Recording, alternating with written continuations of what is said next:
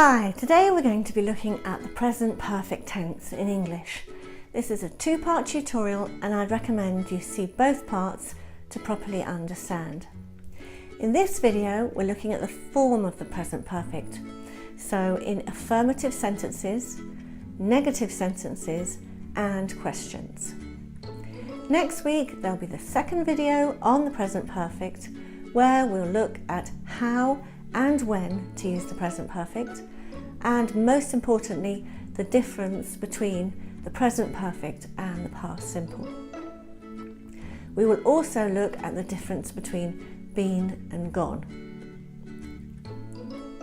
So as not to miss out on this video, subscribe to my channel by clicking the red button down below now. That way the video will be delivered to you and you won't miss out. Also, you can share this video with your friends, with anyone you think might like it, might learn from it, by clicking the arrow down below as well. And they'll thank you for it. So let's look at the form of the present perfect. The present perfect is formed from the present tense of the verb to have and the past participle. So with regular verbs, let's start there. Most regular verbs, we simply add ed to make the past participle. So work becomes worked. If the verb ends in e, we simply add a d, so dance becomes danced.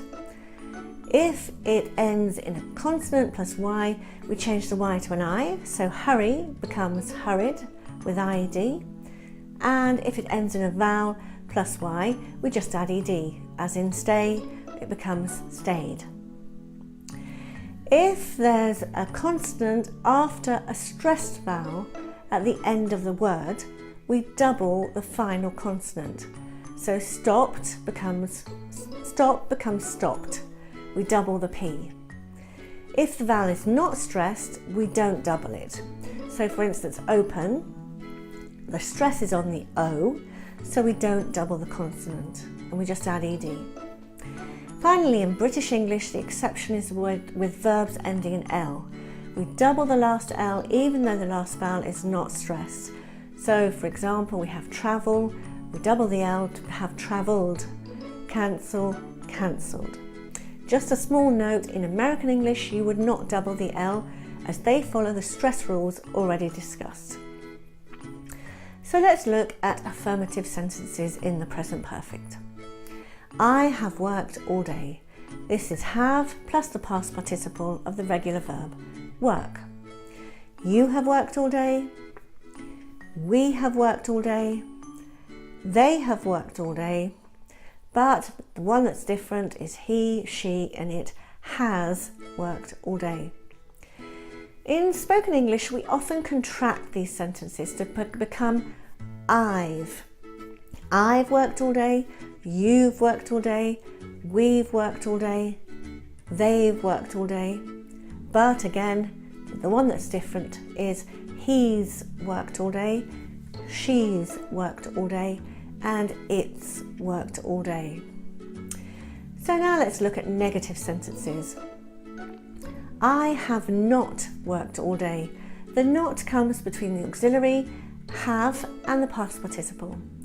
So you have not worked all day, we have not worked all day, they have not worked all day, and the last one is he, she, and it has not worked all day. This too is often contracted to the following form. This is the most common one and the one that I would recommend you to use. So I haven't worked all day. You haven't worked all day. We haven't worked all day. They haven't worked all day. And he, she, and it hasn't worked all day. You can also say, I've not worked all day. You've not worked all day. We've not worked all day. They've not worked all day, and he, she, and it hasn't worked all day. Now let's look at irregular verbs. So remember, the form of the present perfect is the present tense of have, so have or has, plus the past participle. So for example, I have been to Mexico. To be is an irregular verb. Or he has seen the movie. You will find lists of irregular verbs in most course and grammar books. I have a link to the list of the most common verbs on my website, Oxford English Now, down below in the comments section. So go and check that out. And you need to just learn these words, learn the forms, as there's no rule to remembering them. In the list they have the infinitive, then the past simple, and then the past participle. Sometimes you'll find the past simple is the same as the past participle, such as to buy. It's buy, bought, bought. So I bought a book, this is the past simple, and I have bought a book in the present perfect. However, you'll often find the past simple and the past participle are different. So for example, the verb to go and then went and gone in the past participle. So I went to London, this is the past simple, whereas he has gone home is the present perfect. So now let's look at questions. So here we're using the adverb ever, as it's commonly used with questions about experiences in life in the present perfect. We'll see more about this in the second part of this video next week. So have you ever eaten fish and chips? So the form is has or have, plus the subject, plus the past participle, and remember your question mark. So as with all questions, the subject and the verb here, the auxiliary have been inversed. Have I ever eaten fish and chips? Have you ever eaten fish and chips? Have we ever eaten fish and chips? Have they ever eaten fish and chips? And finally, has he, she or it ever eaten fish and chips? Other types of questions are with the question words. So that's why, what, who, where, when, what or how, plus have or has, plus the subject, plus the past participle. So this is the normal order for a question, as we've just seen with the fish and chips. But this time you have the question word at the front of the sentence. So you could say, why have you bought a new phone? What has he said about the party? Where have you put your keys? So now it's your turn. Change the verb in brackets into the present perfect. A, I walk for an hour. I have walked for an hour. To make the present perfect, we use have in the present tense plus the past participle. Walked is a regular verb, so we simply add ed to the verb. B, she forget her bag. Forget is an irregular verb. The past participle is forgotten. So the sentence is, she has, for the third person, forgotten her bag. Change the sentence into the negative present perfect form. Use a contraction. So she saw Tom yesterday, but she see him today.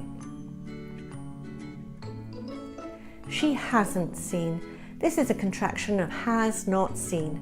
Has is the third person of to have, and see is an irregular verb of which the past participle is seen. Last season we won a lot of football matches, but this season, win any. We haven't won any. The present perfect is have plus the past participle. To win is an irregular verb, and the past participle is won. Change the verb in brackets into a question in the present perfect. So why, using he and clean the bathroom. We use has plus the past participle. Clean is a regular verb, so we just add ed. For a question, we inverse the auxiliary and the subject. So why has he cleaned the bathroom? B, ever speak to a famous person.